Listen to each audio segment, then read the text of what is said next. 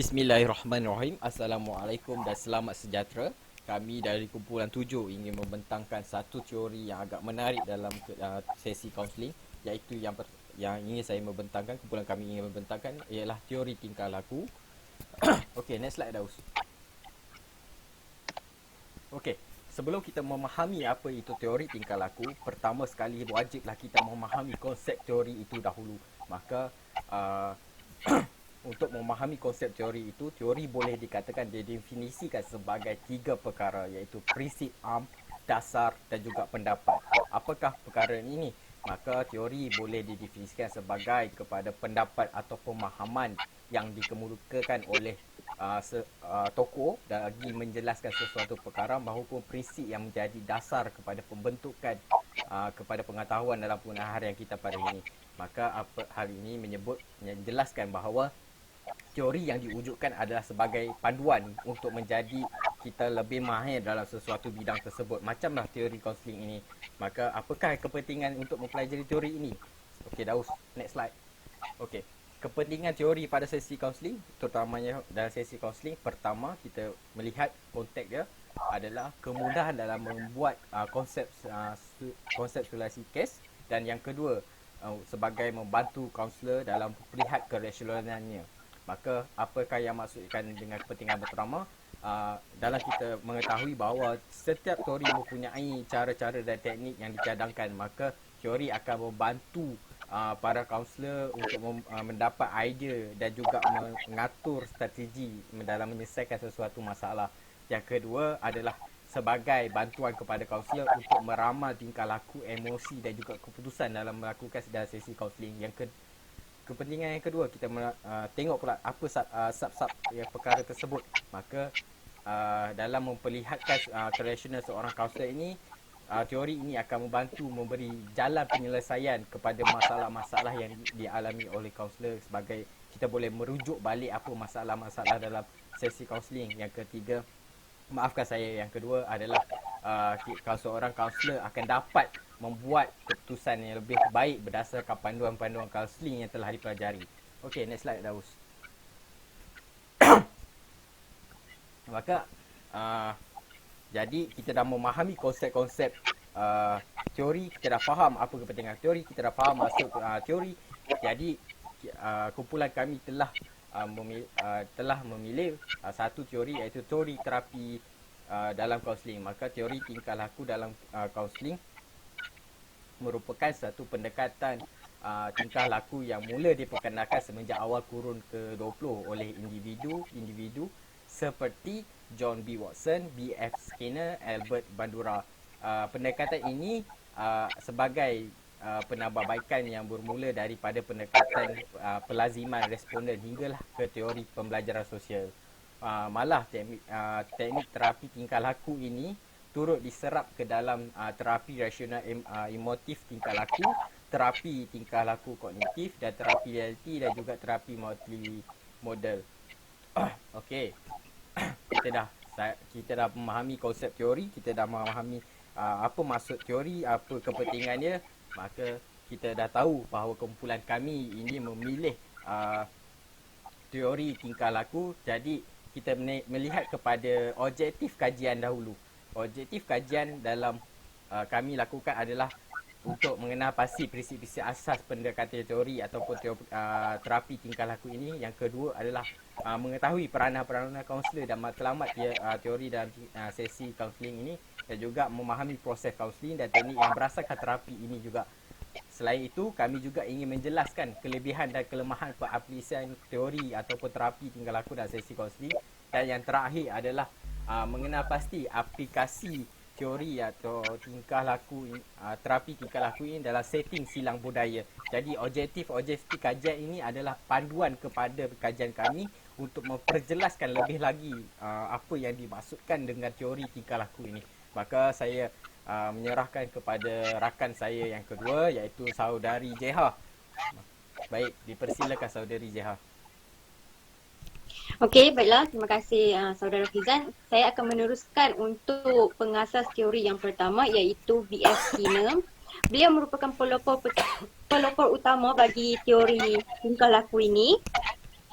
Kemudian, B.F. Skinner ini mempunyai minat terhadap tingkah laku dan kajian dia adalah terhadap haiwan dengan menggunakan burung merpati sebagai subjek eksperimen.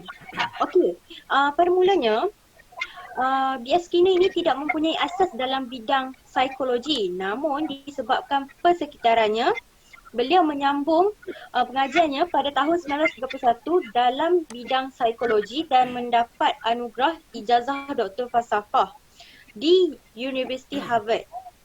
Seterusnya, beliau mendapat gelaran bapa pendekatan tingkah laku dalam bidang psikologi dan hasil kerja beliau kebanyakannya berbentuk eksperimen. Next slide.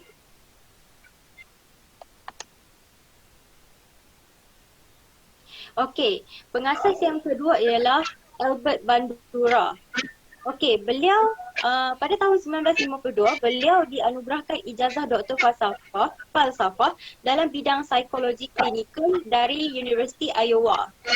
Beliau merupakan pengasas dalam bidang pembelajaran sosial dan mempromosikan modeling sebagai proses yang berkesan untuk menjelaskan tentang kepelbagaian dalam bentuk pembelajaran. Seterusnya, kajian beliau terhadap teori pembelajaran sosial dan peranan pembelajaran adalah melalui pemerhatian serta pembelajaran sosial ataupun yang dikenali sebagai modeling sosial dalam memotivasikan manusia melalui pemikiran dan tindakan mereka. Okey, pada tahun 1980-an, beliau melakukan penamaan semula teori tersebut dengan nama teori sosial kognitif. Next slide. Okey. Pengasas teori yang ketiga ialah Ivan Pavlov. Okey, beliau memperkenalkan satu pendekatan yang diberi nama sebagai pelaziman klasik. Pemerhatian dibuat oleh Pavlov berkaitan proses pencernaan terhadap anjing. Setiap rangsangan akan menimbulkan tindak balas. Pembelajaran akan berlaku akibat rangsangan dan gerak balas. Okey, Joby Watson telah mengaplikasikan konsep yang sama iaitu konsep Ivan Pavlov ni terhadap tingkah laku manusia kerana pengaruh daripada eksperimen yang dijalankan oleh Ivan Pavlov ni. Seterusnya. Okey, pandangan tentang sifat semula dari manusia. Ada 4 pandangan iaitu manusia yang dilahirkan ke dunia ini adalah bersih dan suci yang bermaksud dalam keadaan kosong. Kedua ialah manusia tidak sepenuhnya dilahirkan sebagai jahat atau baik. Yang ketiga, manusia berupaya untuk memahami konsep dan mengawal tingkah lakunya sendiri dan berupaya untuk melakukan tingkah laku yang baharu. Yang keempat dan yang terakhir adalah manusia dianggap sebagai penghasil dan produk kepada persekitarannya. Okey, terima kasih. Okey, seterusnya saya akan berkira tentang andaian asas dan prinsip teori. Okey, andaian asas dan prinsip teori ni ada 6 karakteristik. Yang pertama adalah menilai tingkah laku yang bermasalah. Maksudnya pendekatan tapi tingkah laku ni dia lebih empirical dan tepat sebab matlamat rawatan ni adalah konkret untuk selesaikan masalah klien. Kita akan menilai tingkah laku klien yang tak sepatutnya, yang mana yang kekal dalam diri dia. Seterusnya, kaunselor membantu klien berhadapan masalah dan memahami faktor yang mempengaruhi tingkah laku.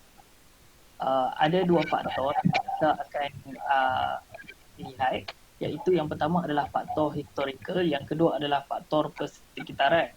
Faktor historical ni adalah faktor yang mempengaruhi faktor masa lampau yang mempengaruhi tingkah laku sekarang. Manakala faktor persekitaran semasa pula adalah perkara yang mengekalkan tingkah laku sedia ada ini. Seterusnya adalah klien aktif memilih tindakan spesifik.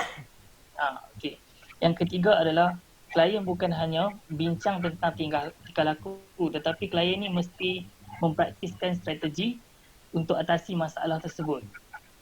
Yang keempat adalah perubahan boleh berlaku. Okey, pada peringkat yang keempat ni, peringkat ini dikatakan peringkat yang kaunselor mesti percaya yang klien ni boleh mengubah dia punya tingkah laku. Yang kelima adalah menilai tingkah laku nyata dan tidak nyata. Tingkah laku yang nyata ni kita tengok daripada segi budaya, persekitaran sosial dan rangkaian sokongan sosial klien. Yang terakhir adalah intervensi rawatan tingkah laku. Bagi intervensi rawatan tingkah laku ni, kita tengok berdasarkan masalah klien itu sendiri. Okay, next.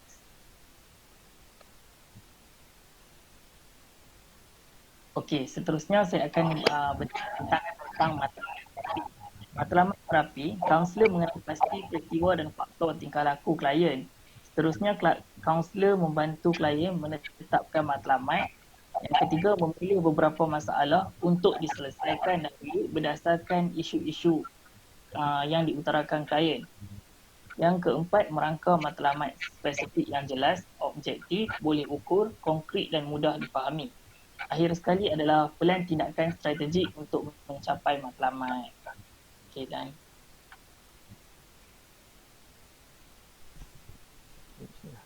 saya akan meneruskan membentangkan peranan kaunselor dalam teori tingkah laku.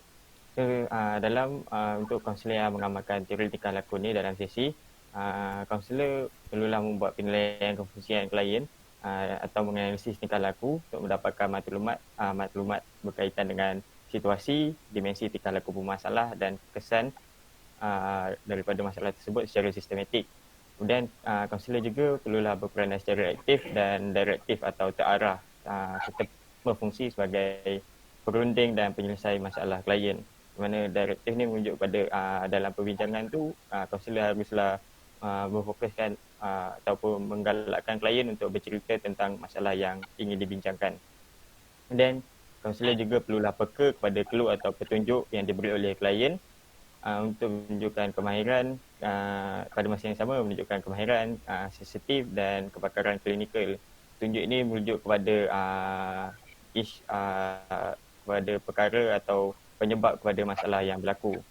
Dan pada masa yang sama, kaunselor juga perlulah menggunakan kemahiran-kemahiran asas seperti kaunselor biasa. Contohnya membuat rumusan, refleksi, penjelasan dan soalan terbuka dan tertutup. Ini menurut model ABC dalam teori tingkah laku. Tugas kaunselor adalah mengenal pasti antecedents atau peristiwa, consequences atau kesan dan juga tingkah laku individu tersebut, behavior. Seterusnya. Fungsi kaunselor menurut tingkah laku menurut Milton Berger 2008 dan Springer dan Grumont 2003. Jadi mereka telah memberi fungsi menjelaskan fungsi kaunselor tingkah laku ni seperti kaunselor perlu membuat penilaian kefungsian komprehensif serta membentuk matlamat pada rawatan awal. Mereka bentuk serta melaksanakan pelan rawatan untuk mencapai matlamat, iaitu untuk menyelesaikan masalah klien. Kaunselor juga perlulah menggunakan strategi yang mempunyai sokongan penyelidikan untuk digunakan ke atas masalah tertentu. Strategi ini berfungsi untuk mempromosikan generalisasi dan mengekalkan perubahan tingkah laku. Generalisasi merujuk kepada supaya klien boleh mengaplikasikan perubahan tingkah laku ni di setiap keadaan. Kaunselor juga haruslah menilai kejayaan pelan perubahan dengan mengukur kemajuan dalam mencapai matlamat sepanjang tempoh rawatan. Hasil yang nak diukur ni boleh diberi kepada klien, kemudian dikumpul semula untuk mengenal pasti sama ada strategi yang ingin dilakukan itu berjalan dengan lancar. Jika sebaliknya, strategi yang ingin diaplikasikan dalam sesi haruslah diubah suai. Dan fungsi terakhir adalah kaunselor bertugas sebagai untuk mengadakan sesi penilaian susulan. Video slide sebelumnya.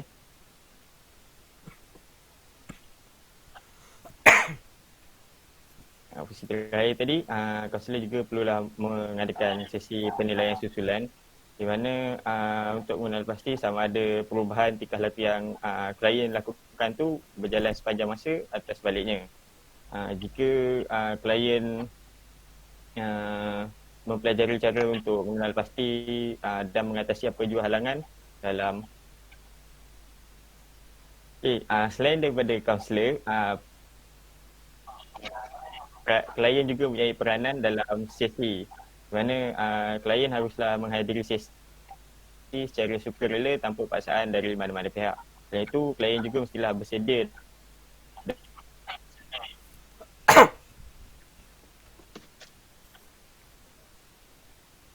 community dan pemilah mengetahui bahawa dia bersedia untuk berkongsi dan berubah. Klien juga hendaklah bersifat terbuka semasa sesi berlangsung dan menceritakan masalah secara telus. Kerana kejujuran juga menjadi kunci utama dalam kejayaan menghasilkan matlamat. Dan akhir sekali, klien haruslah menjaga kelakuan sepanjang sesi. Seterusnya, menurut teori tingkah laku, proses tingkah laku, teori tingkah laku menganalisis perbuatan klien dengan mendapatkan maklumat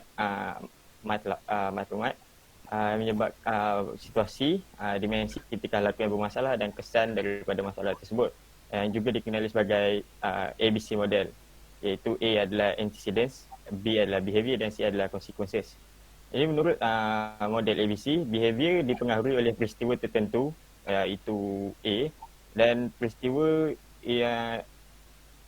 yang berikutnya atau kesan daripada peristiwa tersebut akan menyebabkan tingkah laku tersebut sama ada menjadi lebih kerap atau terhapus di mana klien tidak melakukannya lagi. Jadi menerusi model ABC ni, kaunselor bolehlah mengenal pasti atau membuat analisis ke atas situasi klien dan melakukan intervensi yang terbaik kepada klien. Sekian saja daripada saya.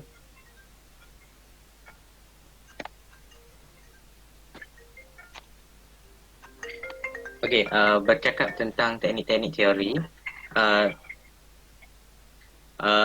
terdapat analisis tingkah laku pembelajaran operan,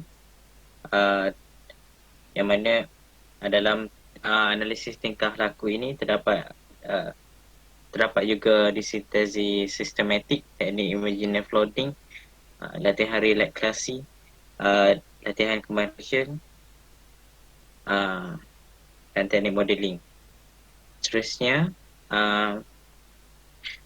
analisis tingkah laku iaitu prinsip pembelajaran operan. Teknik ini membincangkan tentang beberapa prinsip pembelajaran operan, iaitu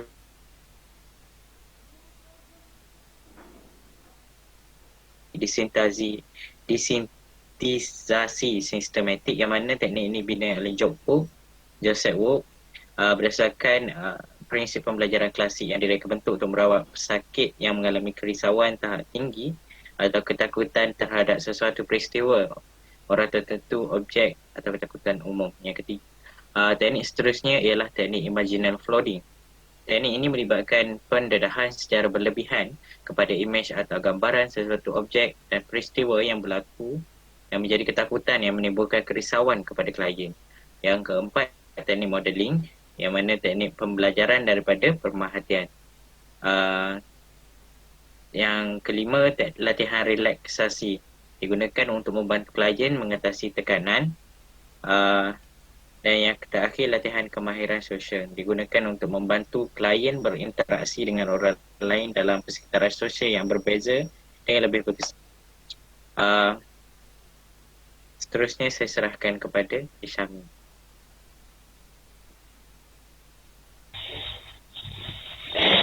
Terima kasih. Okey, sekarang saya akan menerangkan teori pelaziman. Yang pertama, kita ada pelaziman klasik. Dia diperkenalkan oleh Ivan Pavlov. Setiap rangsangan akan menimbulkan tindak balas. Pembelajaran berlaku akibat rangsangan dan tindak balas. Pelaziman berlaku kerana perkaitan antara dua rangsangan. Maksudnya di mana apabila kita mempunyai dua rangsangan akan berlaku satu tindak balas.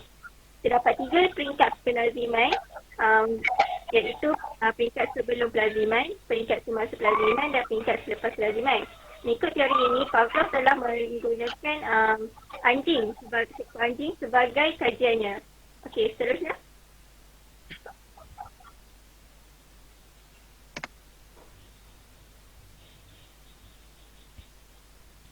Okey, seterusnya kita ada pelaziman operasi kina. Ini berasa serangsangan dan juga tindak balas. Jika tingkah laku yang diingini dia akan diberikan peneguhan. Manakala tingkah laku yang tidak diingini kita tidak akan beri peneguhan lah kerana yang kita mahu tingkah laku tersebut dihapus. Terdapat dua jenis peneguhan iaitu peneguhan positif dan juga peneguhan negatif. Contoh situasi di mana kita boleh kita berikan peneguhan adalah seperti apabila kita ingin mendidik kanak-kanak untuk berkelakuan baik, kita akan berikan kepadanya coklat atau apa-apa ganjaran. Itu coklat dan ganjaran itu dipanggil peneguhan. Manakala kalau jika kanak-kanak kalau kita mahu kanak-kanak tersebut berkelakuan yang tidak baik, kita akan memberinya dendaan. Dia tidak akan mendapat sebarang peneguhan. Seterusnya.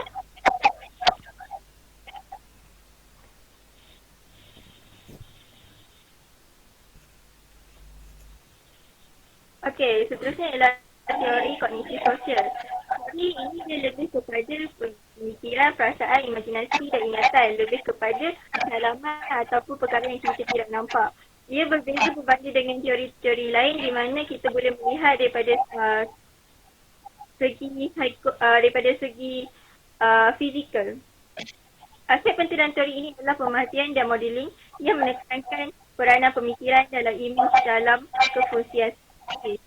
Predict reciprocal interaction system adalah apabila berlaku interaksi antara dua hala antara tiga komponen utama iaitu persekitaran, tingkah laku dan faktor personal.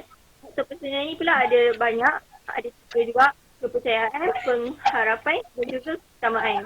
Tes efisiensi ini melihat bagaimana penerimaan seseorang terhadap sesuatu yang baik yang membolehkan mereka menghadapi kesukaran dalam kehidupan. Okey, seterusnya.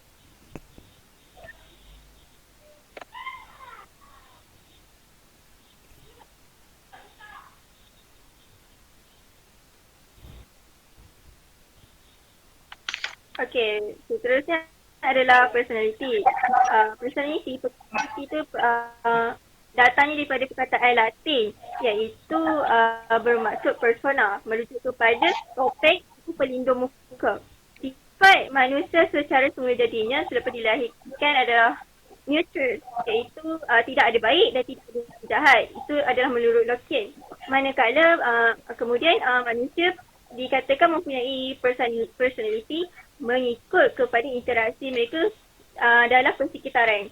Oleh itu, manusia boleh bertindak terhadap rangsangan kerana corak dan tingkah laku seseorang terbina. Bermaksud, apabila seseorang itu, personality itu terbina jika adanya interaksi dengan persekitaran. Jika persekitaran tersebut adalah persekitaran yang baik, maka personality yang akan terbina adalah personality yang baik. Manakala jika persekitaran tersebut adalah persekitaran yang tidak baik, maka personality yang terbina adalah tidak baik. Kemudian kita ada teori penghapusan. Tujuan teori penghapusan ini adalah untuk menghentikan suatu tingkah laku. Kerana tidak semua situasi, namun tidak semua situasi ini boleh digunakan kerana boleh mendatangkan bahaya. Rancangan bukan semula jadi diberi tetapi tidak diikuti dengan rancangan semula jadi. Gerak balas bukan semula jadi akan terhapus sedikit demi sedikit apabila tiada peneguhan yang diberikan. Seterusnya.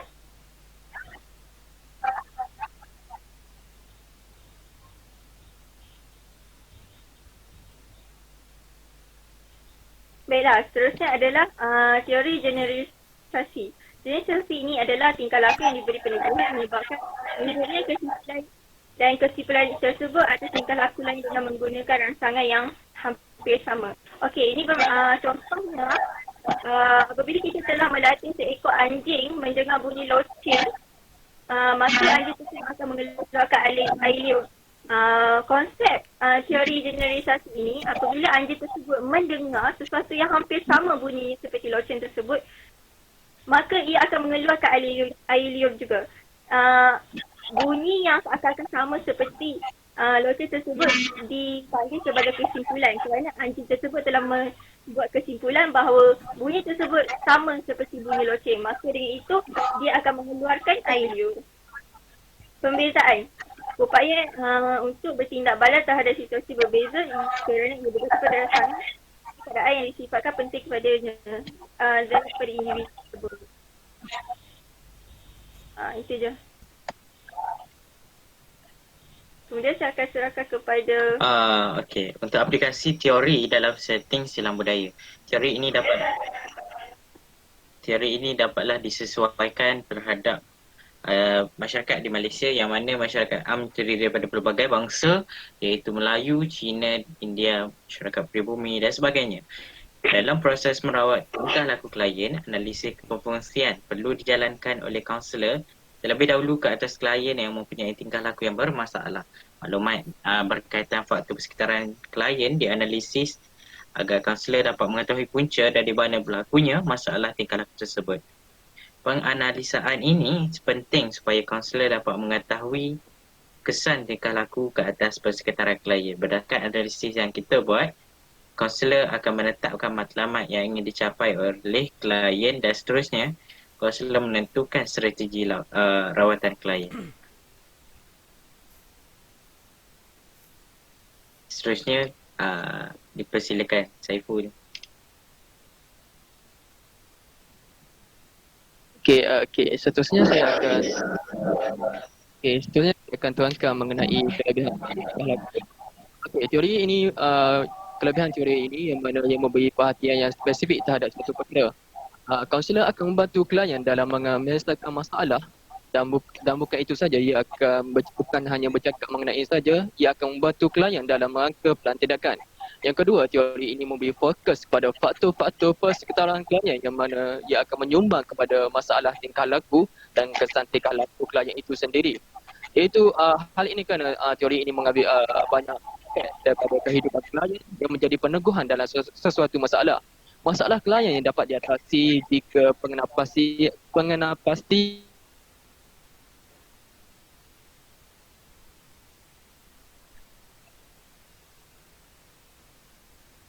bagi kekurangan teori ini pula mempunyai kekurangan iaitu ia tidak memberi perhatian yang khusus kepada aspek yang tidak sedar yang menentukan tingkah laku kerana tiada konsep ego dan insight.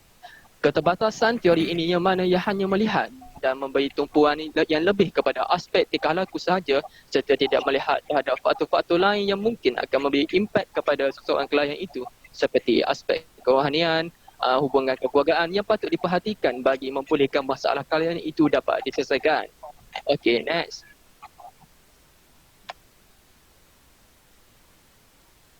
Okey, sebagai penutupnya, dapat saya simpulkan bahawa teori tingkah laku ini merupakan kaedah yang sistematik yang digunakan oleh kaunselor dalam mengkaji dan meneliti bagaimana tingkah laku itu dapat kita belajar.